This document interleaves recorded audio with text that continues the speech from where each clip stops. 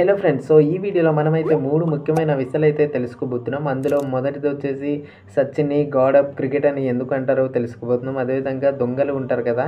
అలాంటి దొంగలను అమెరికాలో ఒక వ్యక్తిని ఎక్కువగా ఇష్టపడతారనమాట. అతను ఒక దొంగ. సో, అతన్ని ఎందుకు ఇష్టపడతారో ఎక్కువగా తెలుసుకోబోతున్నాం.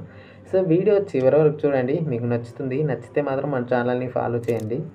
ఫ్రెండ్స్, మీకు తెలుసా సచిన్ టెండూల్కర్‌ని గాడ్ ఆఫ్ క్రికెట్ అని ఎందుకు అంటారో? సో, ప్రపంచంలోని క్రికెట్ చరిత్రలో 50,000 బంతుల కన్నా ఎక్కువగా ఆడింది ఓన్లీ సచిన్ టెండూల్కరే అనమాట. సో, ఇంతే కాకుండా చాలా రికార్డులు కూడా ఇతను సృష్టించడం జరిగింది. సో, కాబట్టి ఇతన్ని గాడ్ ఆఫ్ క్రికెట్ అని పిలుస్తారు.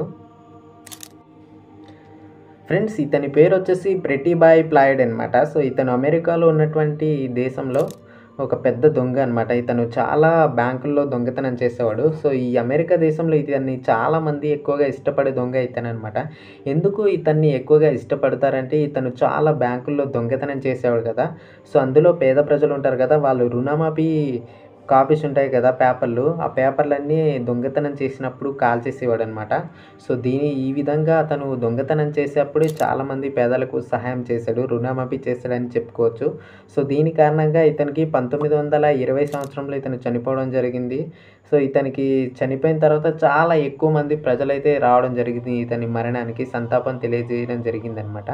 సో, ఇతనే ఈ అమెరికాలో ఎక్కువగా మంది ఇష్టపడే దొంగ అనమాట.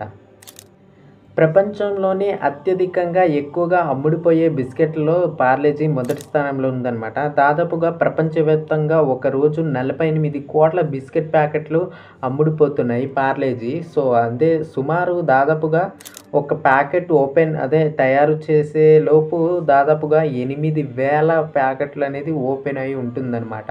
సో, పార్లేజీ బిస్కెట్ ప్యాకెట్లు. సో, ఇది ప్రపంచంలోనే ఎక్కువగా అమ్ముడుపోతున్న బిస్కెట్ ప్యాకెట్‌లో మొదటి స్థానంలో ఉంది పార్లేజీ.